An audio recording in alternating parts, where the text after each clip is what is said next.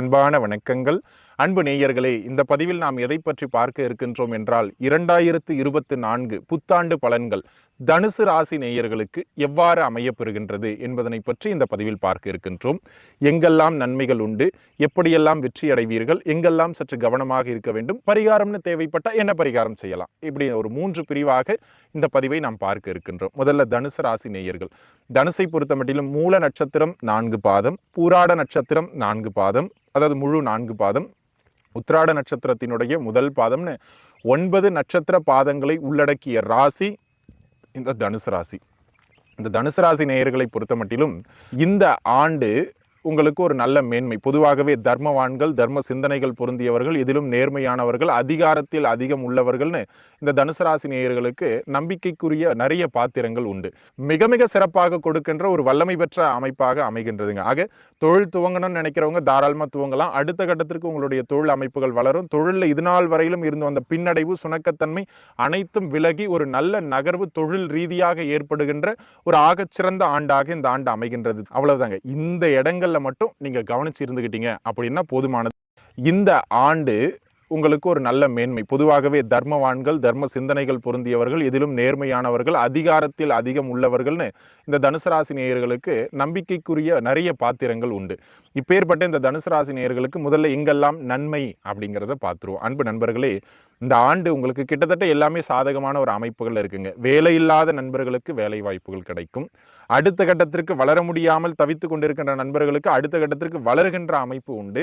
அதுவும் குறிப்பாக தான் பிறந்து வளர்ந்த பூர்வீகத்தை விட்டுட்டு வெளிமாநிலம், வெளிநாடுகள் போன்ற வெளியிடங்களில் யாரெல்லாம் வேலை வாய்ப்புகள் இருக்கீங்களோ அவங்களுக்கு நல்ல வளர்ச்சி இந்த காலகட்டத்தில் உண்டு. உத்தியோக நிமித்தமாக ஒரு ப்ரொமோஷனில் போகிறதோ, இல்லைனா அடுத்த கட்டத்திற்கு சம்பளம் உயர்வு பெறுவதோ, அந்த மாதிரி பூர்வீகத்தில் வேலை செய்கிறவங்களுக்கும் உண்டு. ஆனால் பூர்வீகத்தில் வேலை செய்கிறவங்கள விட வெளியிடங்களில் வேலை செய்கிறவங்களுக்கு அது மிக சிறப்பாக உண்டு. அந்த வகையில் இந்த ஆண்டு மிக மிக மேன்மைகளை வழங்குகின்ற அமைப்புகளில் உத்தியோகம் சார்ந்து இந்த ஆண்டு முழுக்கவும் ஒரு நல்ல நகர்வு உங்களுக்கு உண்டு.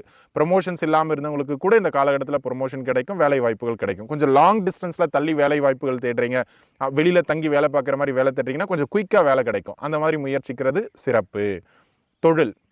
தொழில் அமைப்புகளை பொறுத்த மட்டிலும் பார்த்தீங்க அப்படின்னு சொன்னால், புதிதாக தொழில் துவங்குறவங்க, ஏற்கனவே தொழில் துவங்கி ஓடிக்கிட்டு இருக்கவங்க, இவங்க அனைவருக்குமே நல்ல மேன்மையையும் ஏற்றங்களையும் இந்த ஆண்டினுடைய பிற்பகுதி மிக மிக சிறப்பாக கொடுக்கின்ற ஒரு வல்லமை பெற்ற அமைப்பாக அமைகின்றதுங்க. ஆக தொழில் துவங்கணும்னு நினைக்கிறவங்க தாராளமாக துவங்கலாம். அடுத்த கட்டத்திற்கு உங்களுடைய தொழில் அமைப்புகள் வளரும். தொழிலில் இதுநாள் வரையிலும் இருந்து வந்த பின்னடைவு, சுணக்கத்தன்மை அனைத்தும் விலகி ஒரு நல்ல நகர்வு தொழில் ரீதியாக ஏற்படுகின்ற ஒரு ஆகச்சிறந்த ஆண்டாக இந்த ஆண்டு அமைகின்றது. தொழிலில் பெருசாக மாற்றமே இல்லை. 7.5 சனியில் வாங்கின அடிகள், அதிலிருந்து நாங்கள் மீண்டு வரல அப்படிங்கிற மாதிரி இந்த மாதிரியான புலம்பல்களை எல்லாம் விட்டு நீங்கள் அடுத்த கட்டத்திற்கு வளர்றதுக்கு என்ன தேவையோ அதனை மட்டும் முயற்சிப்பது இந்த காலகட்டங்களில் உங்களுக்கு நல்ல ஏற்றங்களை பெற்றுக் கொடுக்கணும். நான் இங்கே இருந்தால் அது நீங்கள் இருந்த நிலைப்பாடு, இங்கே போகணுங்கிறது உங்களுடைய முயற்சி. அதை நீங்கள் சரியாக தொழிலில் எடுத்தால் போதும், வெற்றி உங்கள் பக்கம் அப்படிங்கிறதுல எந்த விதமான மாற்று கருத்தும் கிடையாது. ஆக தொழில் உத்தியோகத்தை பொறுத்த மட்டிலும் இந்த ஆண்டு தனுர் ராசி நேயர்களுக்கு நல்ல ஏற்றம் உண்டு.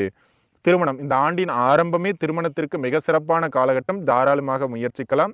மறுமணத்திற்காக முயற்சித்திருப்பவர்கள், ஏதேனும் ஒரு காரணத்திற்காக முதல் மனம் தோல்வி பெற்றோ அல்லது பின்னடைவை ஏற்படுத்தியோ மறுமணத்திற்காக முயற்சிப்பவர்கள் இந்த ஆண்டின் ஆரம்பத்திலேயே தாராளமாக முயற்சிக்கலாம். ஆரம்பத்திலேயே உண்டு. புத்திர பாக்கியத்திற்கும் இது மிக மிக சிறப்பான காலகட்டம். ஆக வேலை, தொழில், திருமணம்னு சொல்லக்கூடிய சுப நிகழ்வுகள், வாழ்வின் அடிப்படை ஆதாரங்கள் அனைத்தையும் பெற்றுக் கொடுக்கக்கூடிய ஒரு ஆகச்சிறந்த ஆண்டாக இந்த ஆண்டு அமைகின்றதுங்க. சரிங்க. நோய் உபத்திரவங்கள், கடுமையான நோயால் பாதிக்கப்பட்டு, ஏன்னா 7.5 சனியில் இந்த வயதானவர்கள், குழந்தைகள் கொஞ்சம் நோயினால் பின்னடைவாகி இருப்பீர்கள்.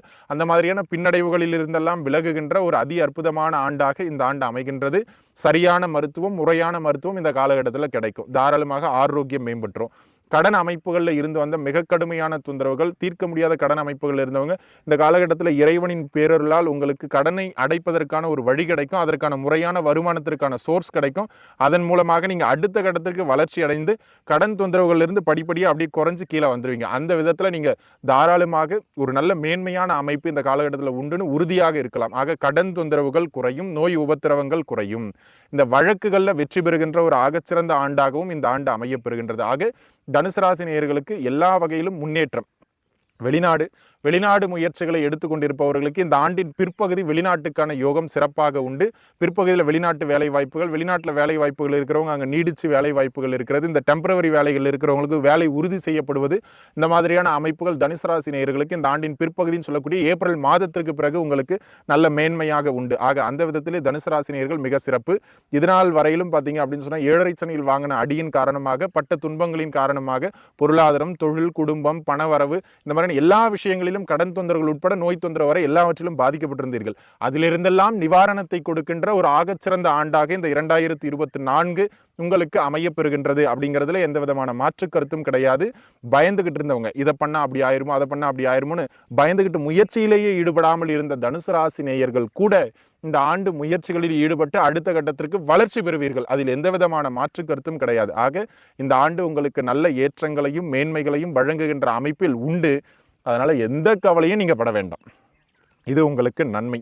எங்கு கவனமாக இருக்கணும்? கவனமாக இருக்கணும்னு பெருவாரியான இடங்கள் இல்லை, சின்ன சின்ன இடங்கள் உண்டு. அதுல முதல் அமைப்பாக குழந்தைகள் வந்து பார்த்தீங்கன்னா படிப்புல கொஞ்சம் அப்படி இப்படி கொஞ்சம் ஏமாற்றுவார்கள், படிக்கிற மாதிரி ஏமாற்றுவார்கள். படிப்பில் கொஞ்சம் அசட்டு தைரியத்தினால கொஞ்சம் டீவியேஷன்ஸ் ஏற்படும். அந்த விதத்தில் குழந்தைகளின் படிப்பு சம்பந்தப்பட்ட விஷயங்களை மட்டும் கொஞ்சம் கவனிச்சிருக்கிறது நல்லது. பெற்றவர்கள், தனுசு ராசி நேயர்கள் உங்கள் வீட்டில் குழந்தைகளாக இருக்காங்க அப்படின்னு சொன்னால் அவர்கள் மீது சற்று கவனம் செலுத்துவது முதல் அமைப்பு, அதில் கவனமாக இருக்கணும். அதனை அடுத்ததாக பார்த்தீங்கன்னா அடிக்கடி உங்களுக்கு சின்னதான உடல்நிலை தொந்தரவுகள் அப்பப்போ வந்து போகும், அதில் கவனமாக இருக்கணும். பருவ வயது குழந்தைகள் இருக்காங்க அப்படின்னா தேவையில்லாத நட்பு வட்டாரங்கள், தேவையில்லாத பழக்க வழக்கங்கள், சகவாசங்களில் கொஞ்சம் சின்ன ஏற்ற இறக்கங்கள் ஏற்படும். அதுல கொஞ்சம் கவனிச்சு இருந்துக்கிறது நல்லது. ஆக சகவாசங்கள் கொஞ்சம் சிறப்பட்டதாக அமையும். அதே போல் இந்த ஆண்டின் முதல் 4 மாதம் ஜனவரி, பிப்ரவரி, மார்ச், ஏப்ரல் இந்த காலகட்டங்களில் உத்தியோகம் வந்து அப்படியே ஒரு ப்ரெஷர், ஒரு அழுத்தம் கொடுக்கும். ஆக கூடுமான வரையிலும் உத்தியோகத்தில் என்ன ப்ரெஷர் வந்தாலும் அதில் விரக்தி அடைஞ்சாலும் நான் உறுதியாக ஜெயிப்பேன் அப்படின்னு அங்கே ஸ்டாண்ட் பண்ணணும். இல்லைன்னு வெளியில் வந்துட்டீங்க அப்படின்னா அடுத்தடுத்த வேலை நீங்கள் போகலாமே தவிர பெரிய முன்னேற்றம் அடைய முடியாது. அதே போல தான் தொழில் அமைப்புகளில் முதல் 4 மாதம் உங்களுக்கு அழுத்தம் கொடுக்கும். ஆனால் பின் 8 மாதங்களில் நல்ல ஏற்றம் உண்டு. அந்த முதல் 4 மாதத்தில் ஏற்படுகின்ற துன்பங்களை கண்டு பின்வாங்க வேண்டாம், அதை மனசில் வச்சுக்கணும். அதனை அடுத்ததாக இந்த ஆண்டின் பின் 8 மாதங்களில் மே மாதத்திலிருந்து கொஞ்சம் செலவுகள் அதிகரிக்கும். அதை கூடுமான வரையிலும் சுப விரயங்களாகவும் அத்தியாவசிய விரயங்களாகவும் மாற்றிக்கொள்வது சிறப்பு. ஆடம்பர விரயங்களை குறைச்சிக்கிடணுங்க, அவ்வளவுதாங்க. இந்த இடங்கள்ல மட்டும் நீங்க கவனிச்சு இருந்துக்கிட்டீங்க அப்படின்னா போதுமானது. வேறெங்கும் பெரிய அளவில் நீங்க பயப்படணும் அப்படிங்கிற மாதிரி ஒரு பெரிய கெடுதல்களான அமைப்புகள் உங்களுக்கு இல்லை. பரிகாரம் அப்படின்னு கேட்டீங்க அப்படின்னு சொன்னா அன்பு நண்பர்களே, இந்த காலகட்டத்தில் நரசிம்ம பெருமானினுடைய வழிபாடு அல்லது ஏதேனும் ஒரு உக்ரதெய்வம், பிரத்யங்கரா தேவி, வராகி, நரசிம்ம பெருமான் இவர்களின் யாரேனும் ஒருவரினுடைய வழிபாடை நீங்கள் முதன்மையாக பின்பற்றி கொள்வது உங்களுக்கு நல்ல மேன்மைகளை பெற்றுக் கொடுக்கும். ஆக அன்பு நண்பர்களே, இந்த பரிகாரத்தை பின்பற்றிங்க. இது கோச்சாரத்தின் அடிப்படையில் இந்த ஆண்டு உங்களுக்கு இப்படிதாங்க இருக்கு. இது ஒரு பொது பலன், இது ஒரு 20% பலம் வாய்ந்தது. இருந்தாலும் உங்களுக்குன்னு ஒரு சுய ஜாதகம் இருக்கு. அதன்படி நல்ல தசா புக்தி நடந்தால் இன்னுமே நல்லா இருப்பீங்க.